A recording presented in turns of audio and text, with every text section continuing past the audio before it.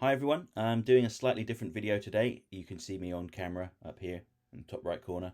I'm going to do a tier list on Batman the Animated Series villains. Who is the best and who is the worst? I found this tier list on tiermaker.com and it's actually a really complete list with characters not just from the animated series but the tie-in comics as well. There are a couple on here that I recognise but I can't remember their name because they're that obscure, one-off appearances, but I'll rate them anyway. I know where they're from and I'll do my best to explain. But anyway, let's get things started with number one here, Man Bat. Man Bat episodes, he's only in 2 episodes and a couple of the tie-in comics. I think he's pretty solid. I'm going to put him at a B for the time being, just because there's not an awful lot to him other than, you know, being addicted to his chemical serum. So solid, nice one. Next we have Catwoman. Now she's pretty good, I think, in this series. She's got I really like this grey Catwoman outfit with the black face, and they use the likeness of Michelle Pfeiffer for Selena Kyle a little bit. She's got an interesting story in that she's not so much a villain, she's more of well, she's a thief, but she's stealing for good reason. But I'm going to give her an A. Next we have the Mastermind, or Mastermind, I can't remember if it's the Mastermind or Mastermind, from the Batman Animated Series comics. He is based on DC Comics editor Mike Carlin. And he's kind of a comedy villain in that he's got all these amazing schemes that are like really elaborate, and they almost never pan out. So I'm giving him a D. Next we have Professor. He is also part of the same team as Mastermind. I believe he is based on legendary Batman editor Denny O'Neil, who is a stone cold genius. This guy knows absolutely everything. Very blasé though. Again, I'm going to put him on the same level as Mastermind, although actually I like him more than Mastermind, so get ahead of him. Right, you go down that way. And then we have Mr. Nice, the third member of the team. He's really strong and an amazing fighter, but he's just, as the name suggests, a very nice person. He doesn't like hurting people or doing bad things. He always feels bad about it. He's probably my favourite of the 3, actually, so I'm going to put him there. Okay, Anarchy. Anarchy appeared in, well, I want to say just 1 issue of Batman Adventures. Might have been in more than 1, but wasn't really used very much. Completely forgettable, frankly. I don't remember much about him. I'm going to put him in the D category as well. Now this character, what was her name? It's something like Kunimitsu or something like that.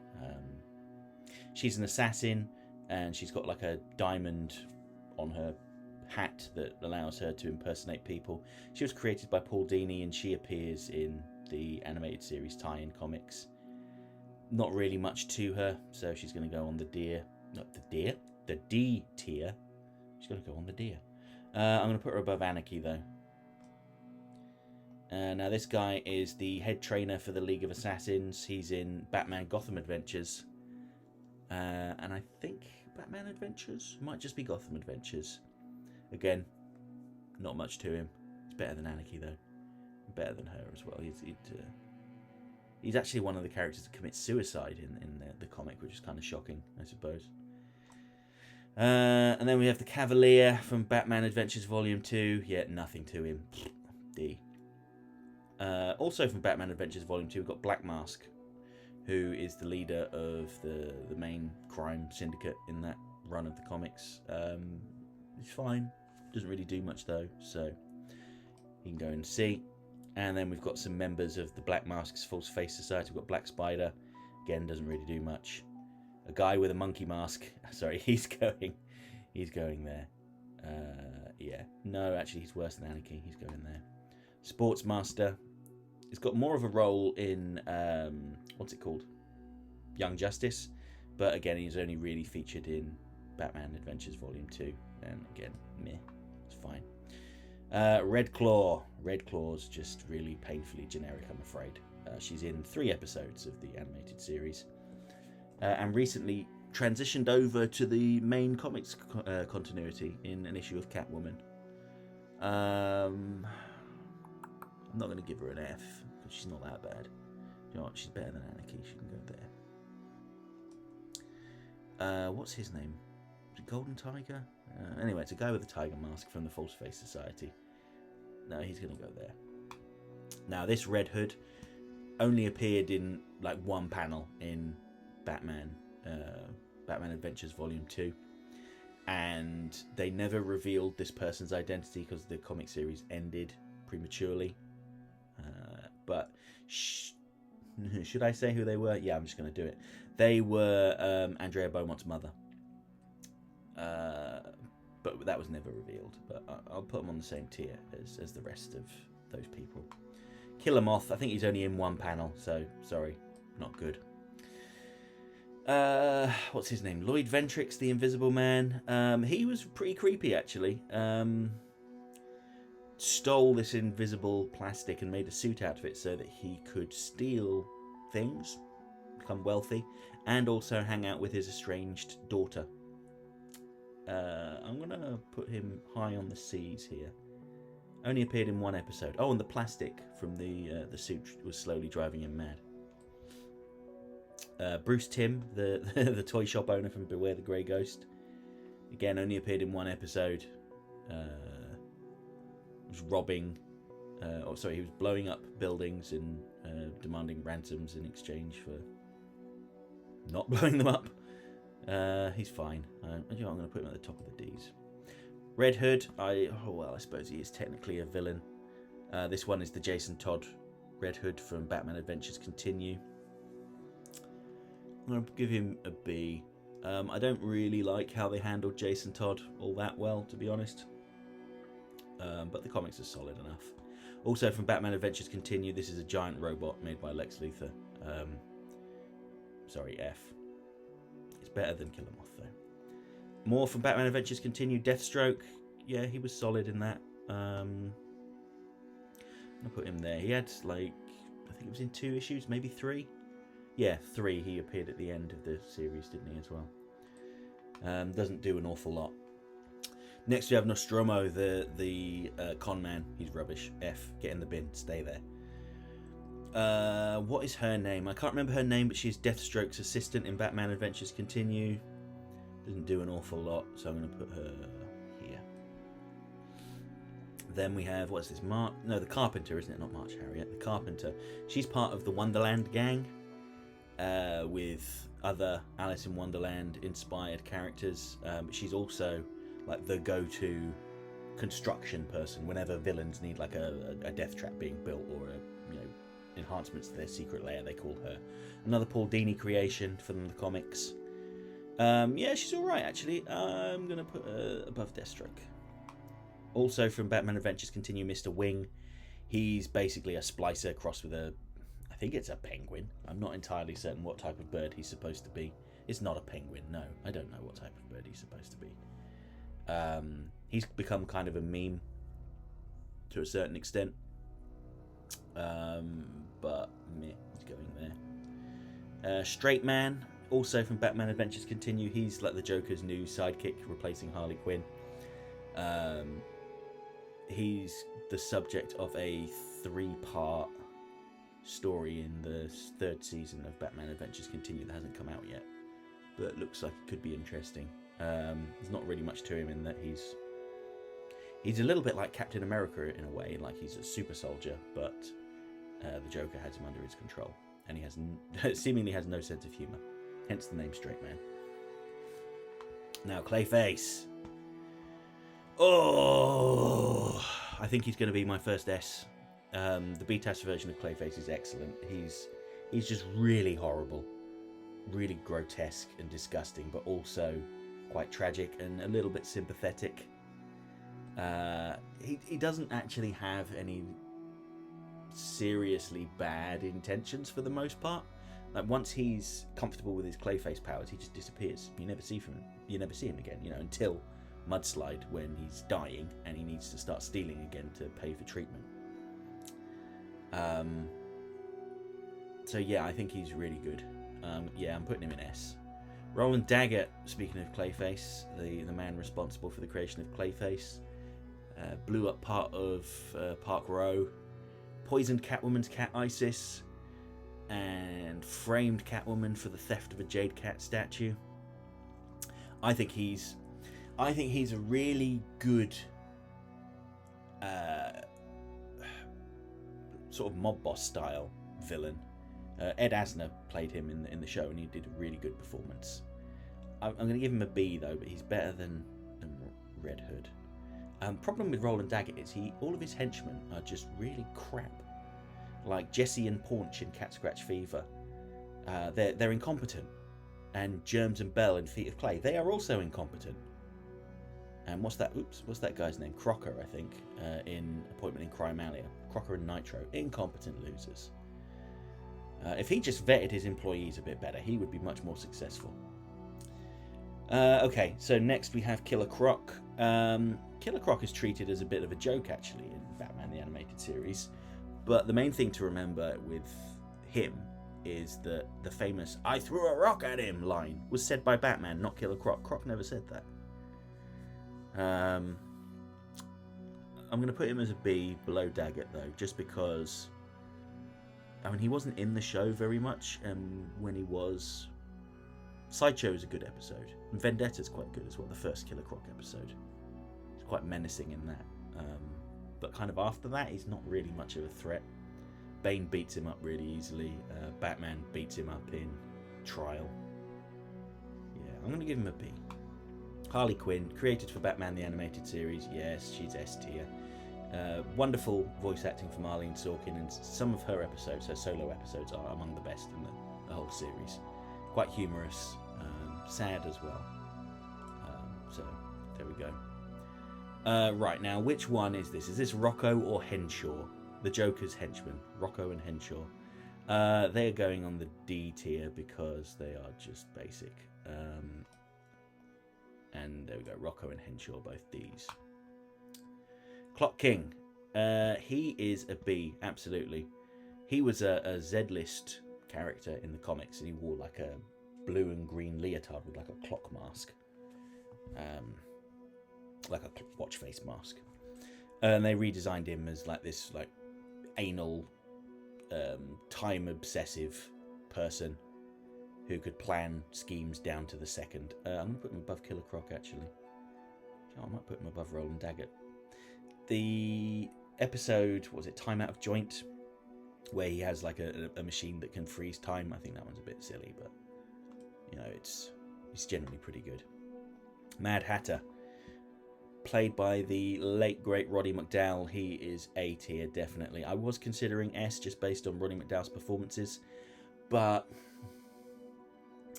he doesn't really do an awful lot in the animated series.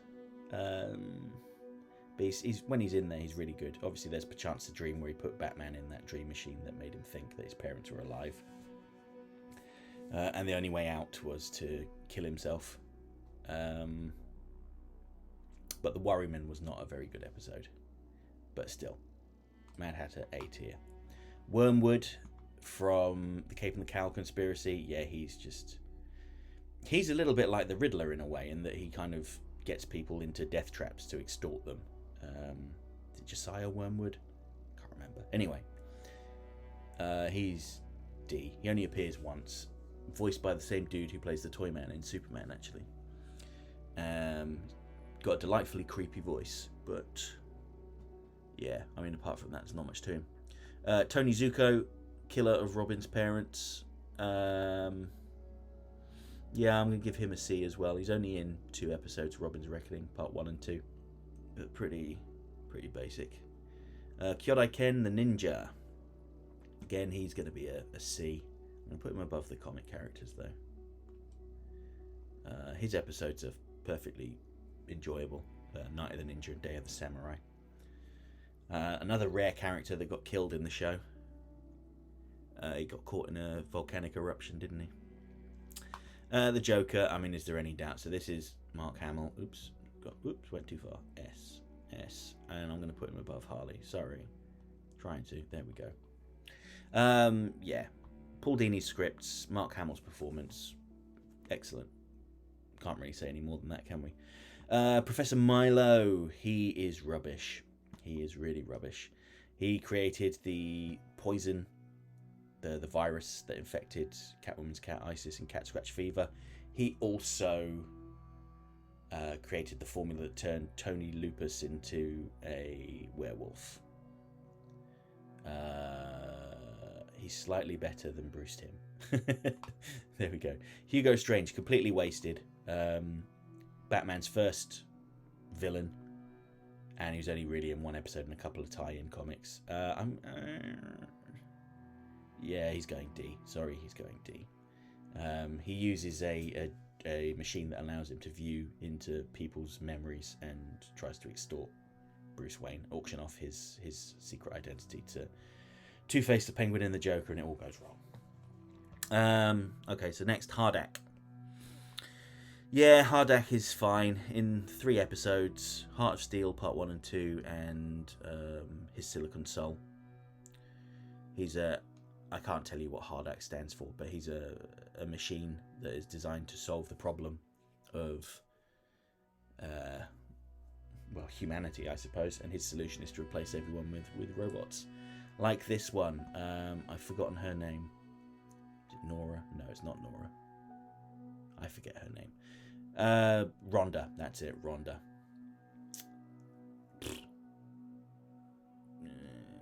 Yeah, she's going D. Yeah, she's better than Professor Milo, definitely. Okay, so next we've got the Riddler. Now, actually, the animated series version of the Riddler was underused, but he was a good idea. A video game designer that got screwed out of royalties. Abandons his civilian identity to become the Riddler and get revenge. I'm going to give him a B. It's just the episodes that he was in were few and far between, and really only one of them, Riddler's Reform, was any good. The other ones were okay. What is this guy's name? The casino guy. Cameron Kaiser. There we go, from Joker's Wild. Apparently he was based on Donald Trump. And, yeah, F. Worse than Nostromo? Yes. Garth from Tigress. He's a man-ape henchman of the next guy who's coming up. I'm going to put him in D because he's just... I feel very sorry for him because he's just a bumbling henchman that used to be an ape. And he's been given sentience, and he's just... Well, what's he going to do with himself? Once Professor Dorian here... did he get blown up at the end of the episode? Can't remember what happened at the end of Tiger. It's not really one of my favourite episodes, so I don't rewatch it a lot. But Dorian, yeah, he's going to go there. Along with Tigress, his cat creation. Yeah, he'll be a D as well, I think. Along with the werewolf, I mentioned him earlier, Tony Lupus, given a serum by Professor Milo there.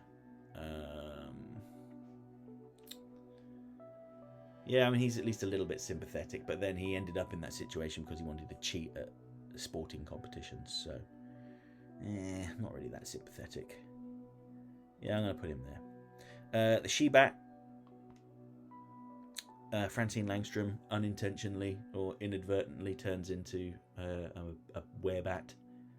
Everyone thinks it's Kurt Langstrom, but it's her. That was the twist. Sorry, I've spoiled Terror in the Sky for you. Only in 1 episode. Perfectly good, though. So, I'll put her there. Jazzman. So, Jazzman from I Am the Night. He is the one that shot Commissioner Gordon. He also recently appeared in Batman Adventures Continue, and he's been kind of reimagined a little bit as being like Mr. Zsasz from the comics. Although instead of self-harming and cutting himself every time he kills someone, he gets a musical note tattooed on his body. Yeah, he's going in the D's. He can't go any higher than that, really, can he? But I think he's better than a lot of those characters. Talia al Ghul, the daughter of Ra's al Ghul. She doesn't really do a lot in this series, but, you know, when she is in it, it's fine. She rescues Batman a couple of times. Stop right-clicking. Yeah, she rescues Batman a couple of times, so... yeah, I'm going to give her a B. Count Vertigo only appears in 1 episode. He, with that little eye patch device, he can give people vertigo and make them think they're falling over, dizzy, nauseous, etc. Yeah, I feel like somewhere around here in the seas is fine. Sid the Squid, I don't know if I'd call him a villain, but he is a wannabe gangster who thinks he's killed Batman. And in fact, everyone thinks he's killed Batman. But he's just a clumsy, bumbling... What did Rupert Thorne call him? Something like a stumble bum or something like that? I've got a feeling that that's actually like a rude term, a stumble bum. No, I can't remember. For comedy value, he goes on the C tier. Now, what was this guy's name? Was it Montgomery Duquesne, I think, from Zatanna, who's a professional...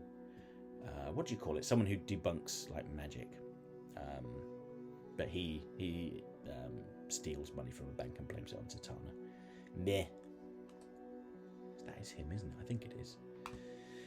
Gil Mason. Gil Mason, the police officer who is really successful at taking down the leaders of organised crime in Gotham, but that's because Two-Face is tipping him off. He's basically Harvey Dent's boy in the police department. Yeah, I mean, he's decent enough. I'm going to put him here. Ra's al Ghul, yes, the Demon's Head. The only criticism I have here is that they mispronounce his name, apparently. I work with people who speak Arabic, and they say that if you say the Demon's Head in Arabic, it's Ra's al Ghul. Although one of my colleagues tells me that Ghul translates into monster rather than demon. Different people will have different opinions on that. Okay, so the Hardak version of Batman, good episode. His Silicon Soul, one of my favourites. He struggles with the notion that he is not alive and he has a conscience. I thought that it was a really good episode, and this version of Batman is quite interesting to see. So I'm going to put him there.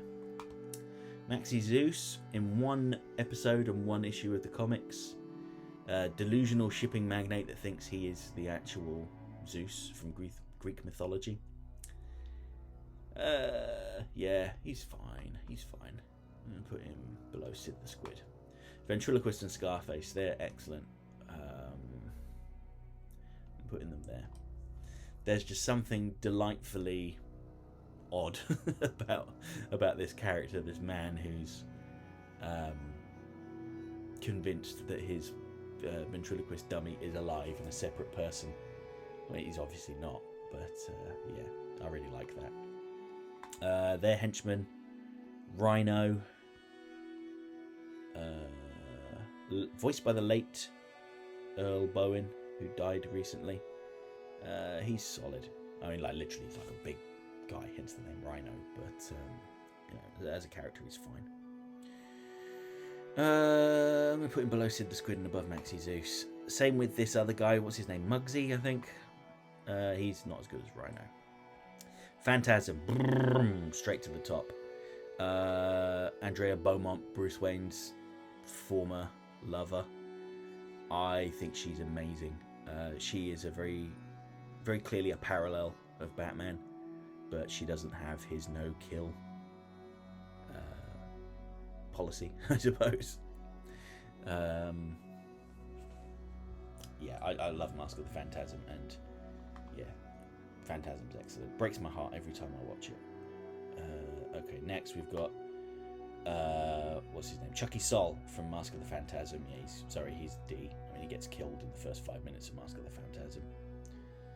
But he's better than those guys. Better than Jazzman? Yeah, he's better than Jazzman. Arthur Reeves, the city councilman who's anti-Batman from Mask of the Phantasm. Yeah, he's going to get a C. Better than Hardak, better than She-Bat, better than Count Vertigo, better than Kyoto Ken. Yeah, he's going to go by Gil Mason. No, I like him more than Gil Mason. Yeah. Sal Valestra, again, another mob boss that's targeted by the Phantasm. No, I like Sal Valestra more. He's got a bit more personality. It's Abe Vigoda, I think his name is. He was from the Godfather movies. And he's got cancer, I suppose, from smoking. So he's like wheezing all the time. Let's think. Buzz, what's his name? Buzz Bronski. Your angel of death awaits. Yeah, he is probably the least memorable of the three gangsters that Andrea goes after. But that scene where he gets killed in the graveyard is really well made, really excellent. But yeah. Now this guy Nivens from A Bullet for Bullock. Sorry, he's just bad. He's the building manager of the apartment block that Harvey Bullock lives in, and Bullock is such a slob that it drives him crazy. He's better than Josiah Wormwood. He's better than those two. He's better than that. Oh my god, he's actually shooting up. Okay, that's where he's going. From the same episode, what's his name? Shark? Can't quite remember. He's the person that Bullock thinks is out to get him. He actually looks a lot like what's his name? Lee Marvin. I wonder if that must have been intentional. Okay, next we've got the Terrible Trio. I think that's all three of them in this screenshot, unless it's just Fox, but I think it is all of them put together as one. Widely reviled this episode, but I don't think it's that bad. I'm going to put them there. One-off villains, rich thrill seekers that commit robberies and harm people just for the sake of easing their own boredom. Toth Capera next. I think that's how you say the name. I've not watched this episode in a while. This is a mummy, I suppose, that Ra's al Ghul was trying to gain infinite knowledge from, but she's like a parasite, I suppose. She drains the life out of Ra's al Ghul to maintain her youth or gain his knowledge, something like that. The motivations are unclear, but basically it's gross and creepy, and quite good. Not quite as good as Sid the Squid, though. Oh no, my camera's obscuring part of this. Alright, well, I'll have to move it later. Right, so what's his name? Was it Moxie? Or was it Boxy? Anyway, he's a gangster from Harlequinade and Harley's Holiday. He's kind of a comic relief character, really. I think he's better than Nivens, though. Yeah, okay. Better than Jazzman? No, Jazzman, no. Okay, next we've got... Oops, I should probably grab a hold of him, shouldn't I? Bane. Now, Bane was a bit underused in this series. Whereabouts am I going to put him on here, though? He's definitely a B tier. And I feel like the episode Bane in which he was introduced, I feel like he was introduced just because it was like some sort of mandate from DC that you should try and tie in with the Nightfall event that was going on.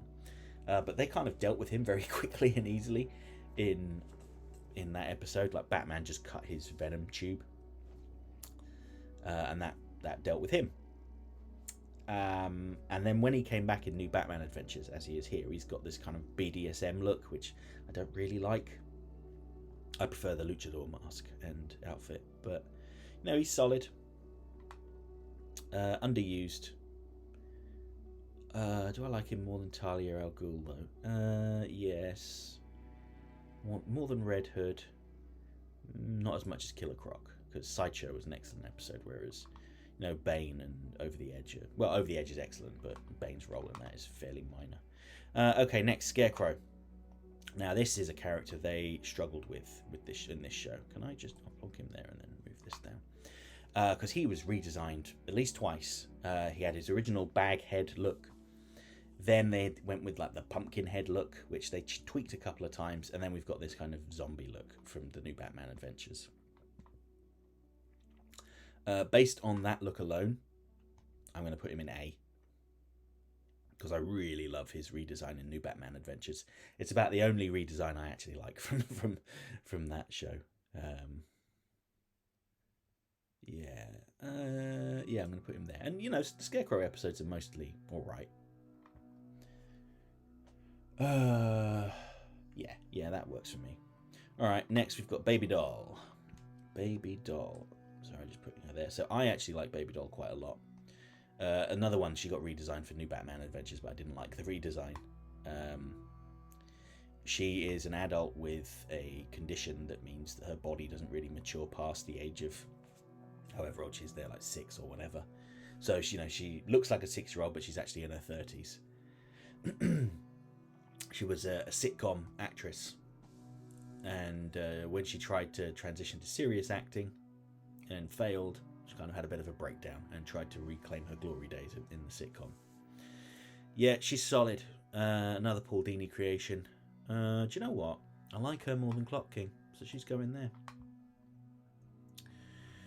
And then that's Baby Doll's henchman Miriam. One-off episode. She doesn't really say much. She's got like 5 lines of dialogue in the whole episode, so she's gonna go there. I think she has kung fu abilities. She beats up Robin basically, which is always a good thing in my book. Okay, Condiment King, a joke character that's kind of taken on a life of his own. I'm actually going to push him to the top of C. Not quite a B tier. He was a Gotham City comedian that was hypnotised by the Joker into becoming a supervillain, and it ruined his life. But I like the Condiment King. I think he's funny. Same here, Pack Rat, another comedian that was hypnotised by the Joker into becoming a supervillain. Although he's obsessed with stealing garbage like lint and buttons and whatever. I'm going to give him a C as well, but he's going a bit lower. I like him more than Tony Zuko. And then the final one from that episode was Mighty Mom. Mighty Mom. Looks like Roseanne Barr a little bit. Ra's al Ghul's son. What was his name? No, not Henri Ducard. What was his name? Ra's al Ghul's son from Showdown, voiced by Malcolm McDowell. Can't remember his bloody name now. Duquesne? No, it's not Duquesne. Maybe it was. Anyway, he's only in one episode. He's cruel and a master fencer, swordsman. Has a sword fight with Jonah Hex, but Jonah Hex beats him up. But he was too cruel and sadistic to inherit Ra's al Ghul's empire, so he kind of got left in a nursing home. And in the modern day, he's like 120 or something, thanks to the powers of the Lazarus Pit, unnaturally extending his life. Okay, so next, Lockup. Lockup is kind of like a criticism of edgy 90s vigilante anti-heroes like the Punisher and to a certain extent Wolverine.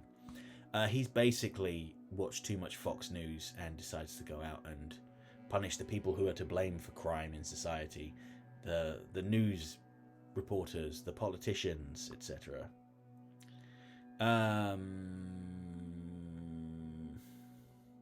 Yeah, I'm putting him up there.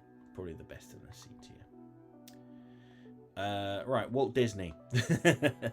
Grant Walker, actually, that was his name, wasn't it? He is basically Walt Disney.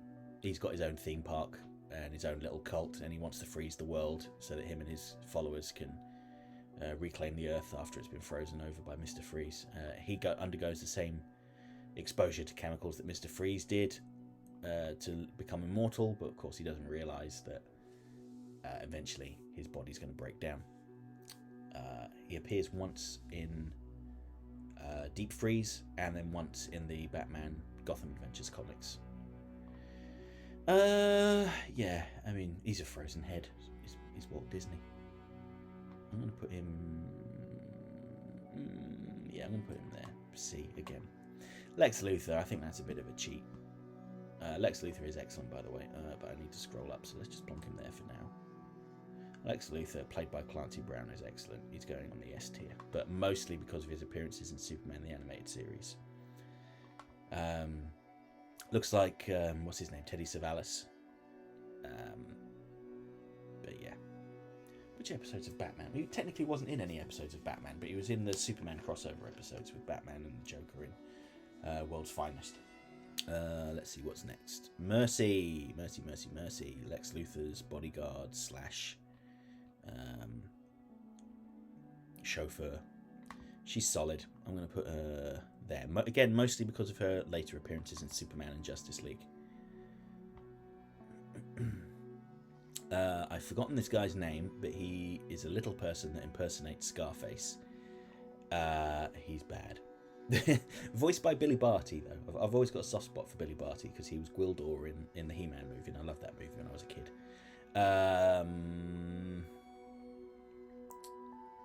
Yeah, he's better than Wormwood. Sorry, Wormwood, but you suck. Another one-off henchman. Not henchman. He was a smuggler, I suppose, with a hook hand. From New Batman Adventures. You Scratch My Back, that episode.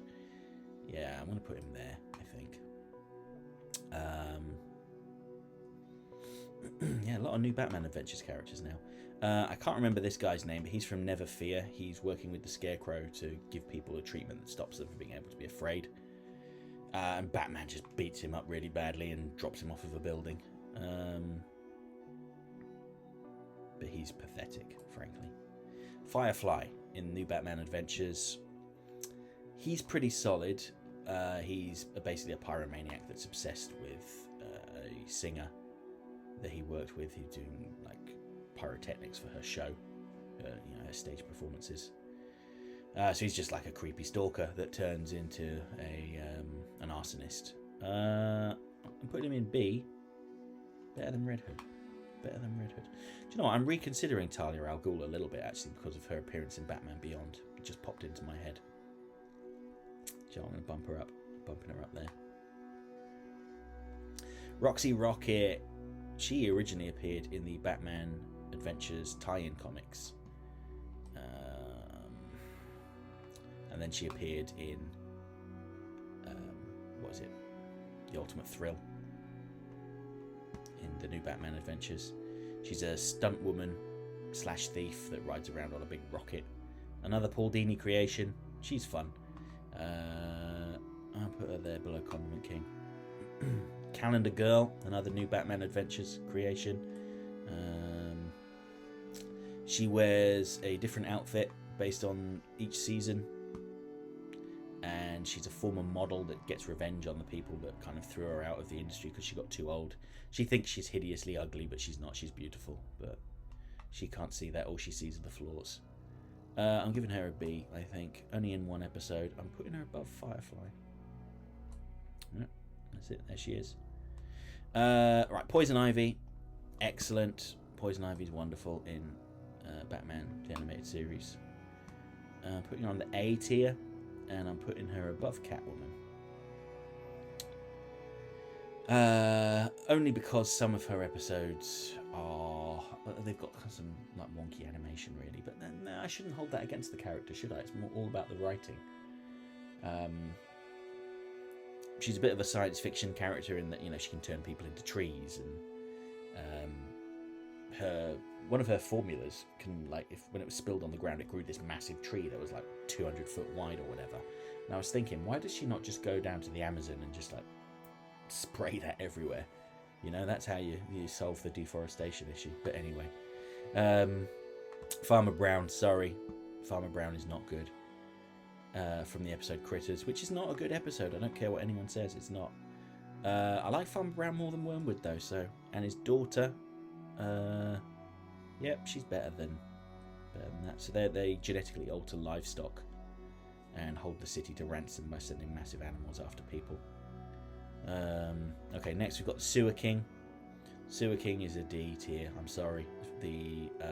What's that? The Underdwellers is not a good episode. But the Sewer King is the best thing about it. Do I like this? It's the way he speaks. He's like, yes, yes, yes, no, no, no. And he'll be speaking calmly to the children, saying, I love you, I cherish you, I take you in, I'm looking after you. Now go up there and steal me some pretties! But do I like him more than the Mask of the Phantasm mobsters? No.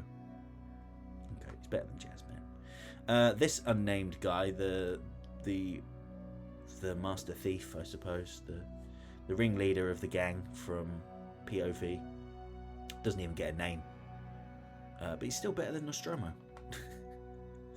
We got, what's his name, Tom Blake, the Catman from Cult of the Cat. Yeah,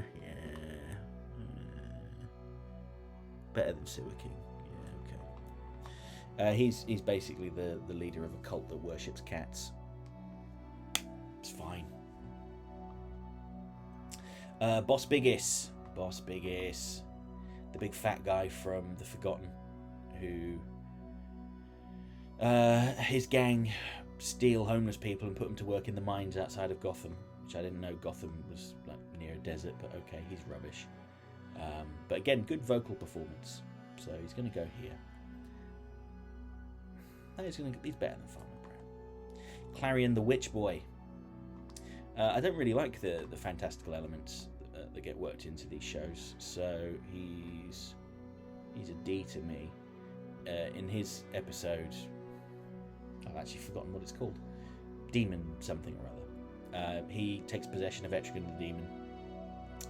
And one thing I can remember is he wants to eat cake, so he uses the demon to smash the cake shop window. I like his cat Teakle, though. I wonder if Teakle's on this list. Doesn't look like it. Okay, so I've forgotten his name. Something Kane from Mystery of the Batwoman. He's an arms dealer, and he is the father to one of the women that is Batwoman. He's fine. Nothing wrong with him. Put him there. Livewire, again, it's a Superman villain, but she's in Girls' Night Out. I think she's a B probably, but I need to scroll up. Livewire, yeah, you can go there. So she's got electric powers. And she's voiced by, I can't remember the actress's name, but she was Tank Girl. And she was in Orange is the New Black. I find her voice a bit grating, to be honest, but I think you're supposed to. Right, next we've got Deadshot. So he only really appeared in Justice League. Didn't really do much, but he's a good character generally. Better than Terrible Trio, better than Maxi Zeus. Yeah, better than that, better than that, better than that. Better than Tony Zuko, better than them. God, he's working his way up here. But he doesn't really do much, apart from get interrogated by Batman, who says something to him off camera that really frightens him. Copperhead, again, he only really appears in Justice League. I probably wouldn't include him in this list, but he's part of the Injustice gang with Ultra Humanite and...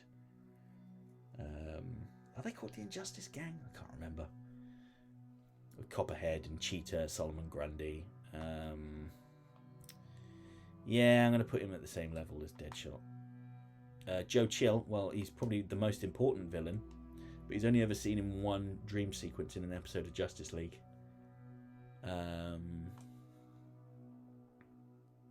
Given his importance, I'm putting him in C, but he's going to go at the bottom of C. Is he better than the Terrible Trio? Yeah. Better than Maxi Zeus? Yeah. You go there. Right, the Floronic Man now, from Batman Harley Quinn movie from a couple of years ago. I did not like this. He is an interdimensional being, plant being, that wants to bring back nature to Earth for reasons. Yeah, he's going there. I don't know why they couldn't have just made him like a version of Swamp Thing. I don't like it when they add like the interdimensional stuff to Batman. I don't think Batman should ever go into space. I don't think he should ever fight beings from other planets. I like it when it's like grounded characters like Rupert Thorne here, who is really good. I'm going to put him... He's better than Roland Daggett. I'm going to put him there. Rupert Thorne, the mobster. Instrumental in the creation of Two-Face. And he's in some very grounded episodes like It's Never Too Late. That's a point. Is Stromwell on this list? Yes, he is. I'm just going to grab him now. Old Arnie Stromwell, the other gangster that Rupert Thorne is vying for control of the mob with. I'm going to put him... Yeah, in C. Right, next. Candice, Rupert Thorne's hench girl. She's kind of sultry and seductive and mean. She steals, but presumably she steals Harvey Dent's psychological files from his therapist and gives them to Rupert Thorne.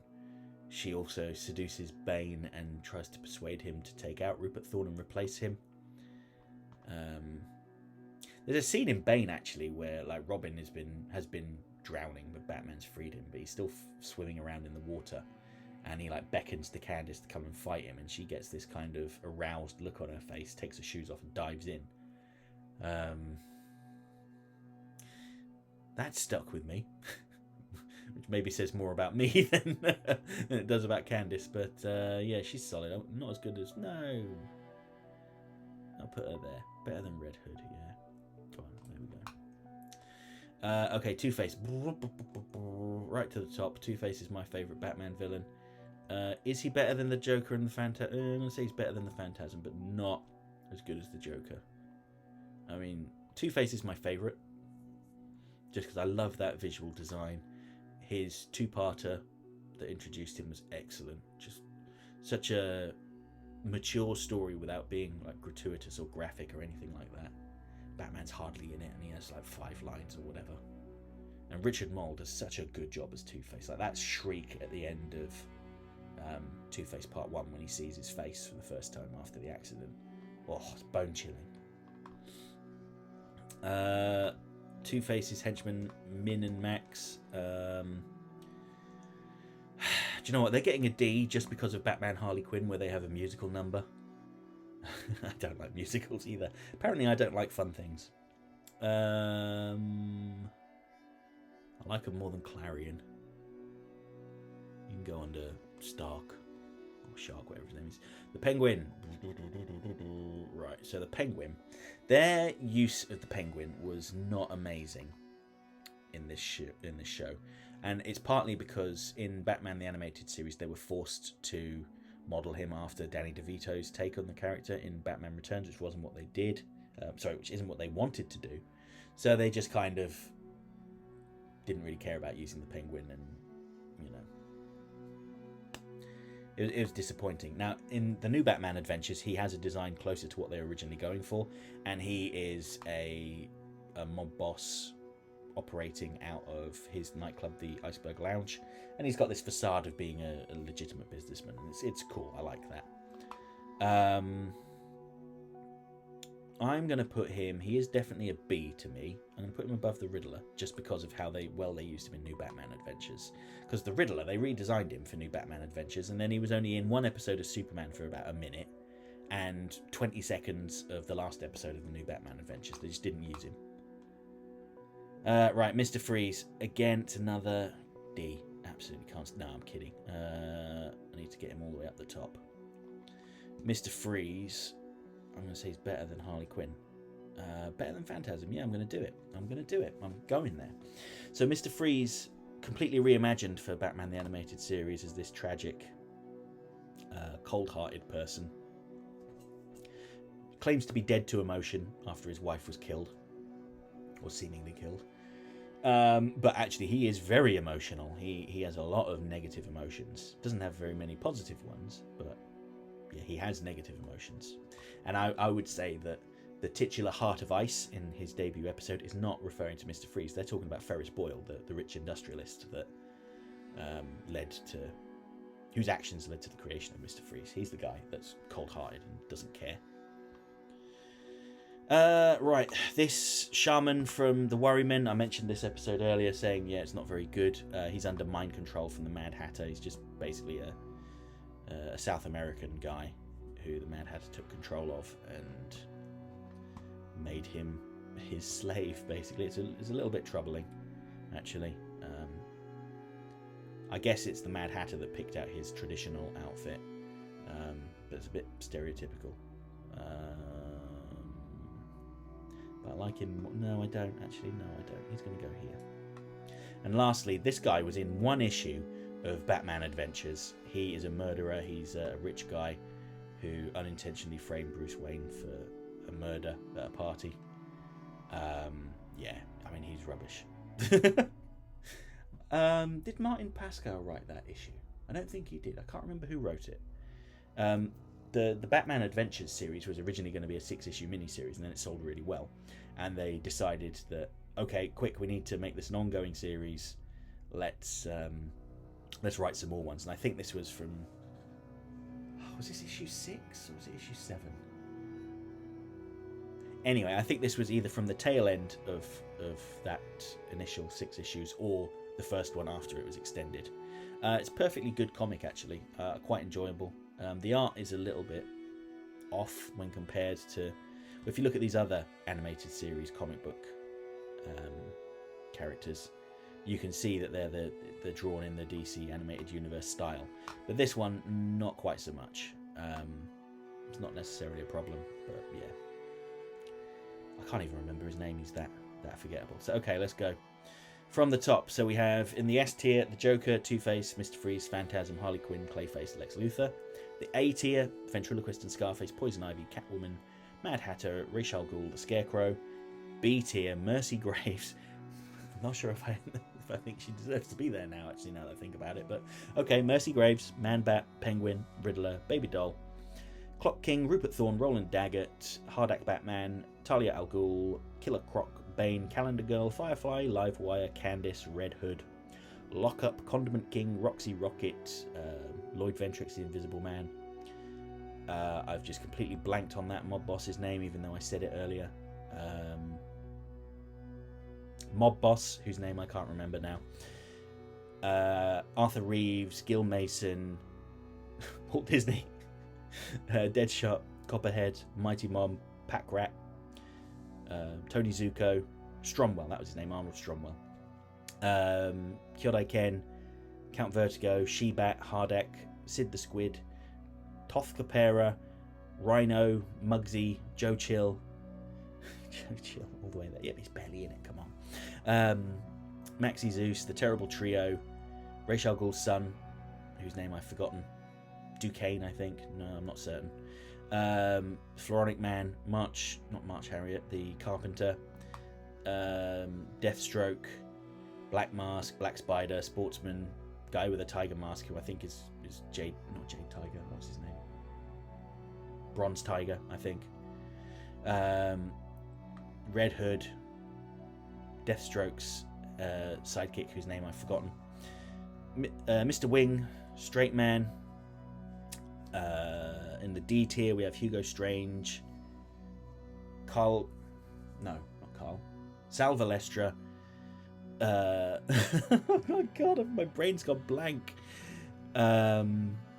Chucky Soul, Buzz Bronski, Thomas Blake, the Sewer King, Jazzman, Moxie or Boxy, I forget his name, Mivins, Stark, Min and Max, Mr. Kane, Clarion the Witch Boy, Tigress, the Werewolf, Professor Dorian, Garth, this nameless shaman, Miriam, Rhonda Dwayne, I think her name is, Professor Milo,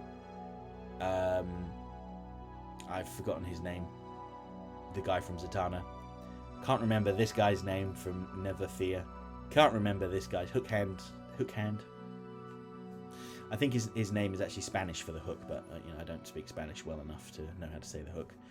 Bruce Timm, the Toy Collector, Rocco and Henshaw, the little person from Double Talk, I think it's Double Talk, Boss Biggis, Farmer Brown, his daughter, whose name I've forgotten, Josiah Wormwood, Mr. Nice, Professor, Mastermind, the Master, whatever the guy from the League of Assassins is called. I think her name's Kunimitsu. It's something like that. She's got a fox-related name, and I'm pretty sure Kunimitsu is Japanese for fox. But I could be wrong. Correct me in the comments. Don't all do it at once, though. Red Hood, Anarchy, the guy with the ape mask from the False Face Society, Cavalier, that rich guy that murdered somebody in Batman Adventures, Lex Luthor's giant robot in F with Killer Moth, the unnamed mastermind, Nostromo, and Cameron Kaiser, the Donald Trump of the DC universe. Okay, Jesus Christ, that was long. That took a lot longer than I thought it would. Okay, that's it for this video. Are there any egregious errors I've made in here? Is Nostromo your favourite villain? Let me know why in the comments. You know how YouTube works. Anyway, thanks a lot for everyone that actually watched this all the way through. Jesus Christ, it's long. Take care.